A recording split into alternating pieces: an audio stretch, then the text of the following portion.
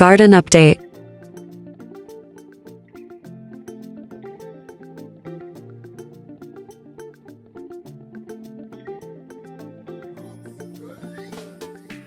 As you know, our garden loves to surprise us. Most of the seeds self-sow themselves everywhere. This pot was supposed to be for flowers only, but look closely, a tomato plant has popped up on its own. Since we have a short growing season, we're letting it grow. Anything we can harvest in this short time is a blessing. Here's one of our hanging baskets.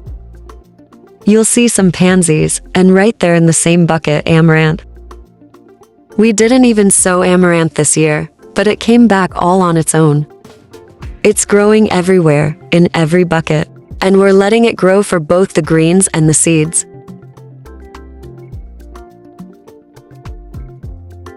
Let me show you one of the containers we harvested from less than 2 weeks ago. This is just one plant, and look at all the new branches. That's why I always say don't pull it out, just harvest and let it shoot out more side branches. The more you harvest, the more it grows back. Cut them young so they don't flower and scatter seeds all over, unless you want amaranth growing in every corner.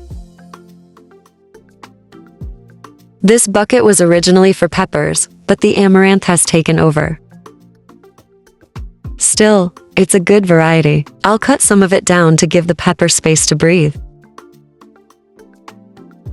Always prune the pepper leaves for better airflow and faster ripening. This is the pepper we grew here. Here's our pepper and curry leaf bucket. We planted them together to maximize space, especially since the season is short and we started late.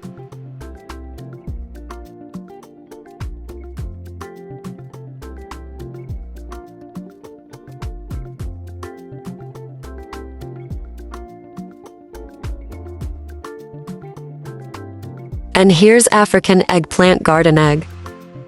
Make sure you prune for airflow and remove any weeds or dying leaves.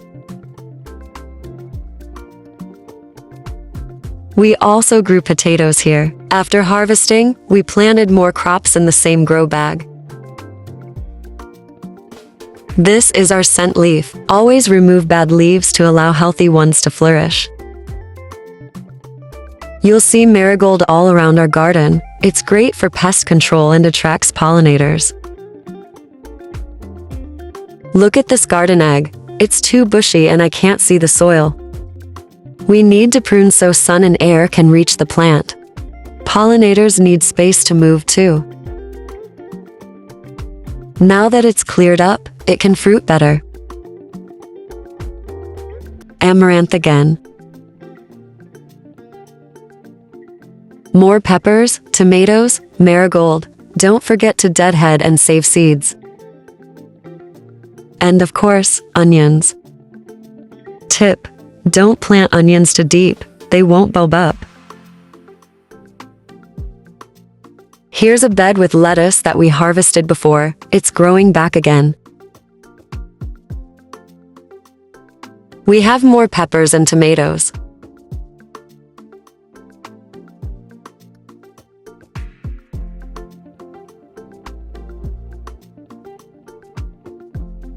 And cucumbers as well.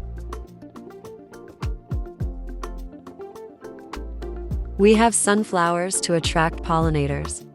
This sunflower has multiple heads. Remember to prune for better pollination and airflow. You'll see water leaf, tomatoes, and lots of scent leaf too.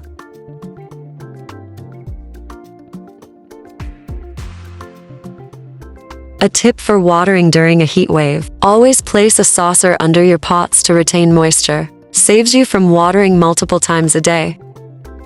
And for water leaf, harvest the leaves, not the stem. You can root the stem in water and regrow it next season. Let's harvest some ripe tomatoes.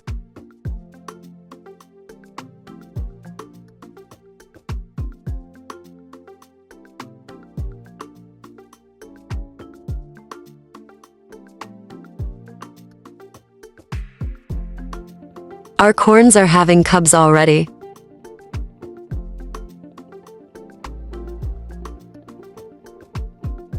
Lemongrass, thyme, mint, strawberries. We've harvested lots of strawberries, but they're producing again. This is our yugu, fluted pumpkin.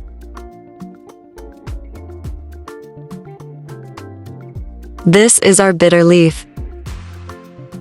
You harvest the leaves, not the stem, so you can root the stem in water for next year.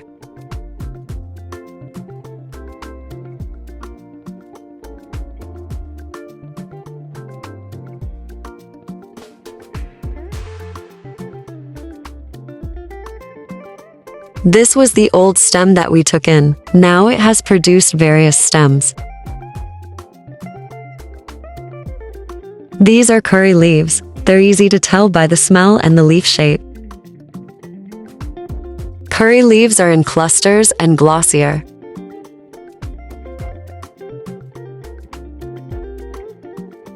These tomatoes are ripe enough to be harvested.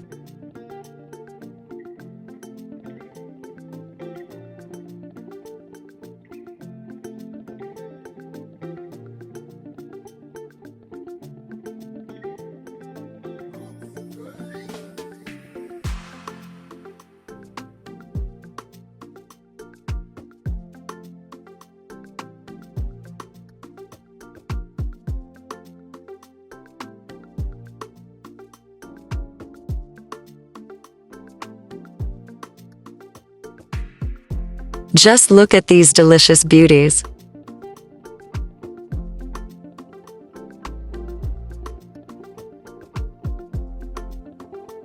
Anyway, that's it for today's garden tour.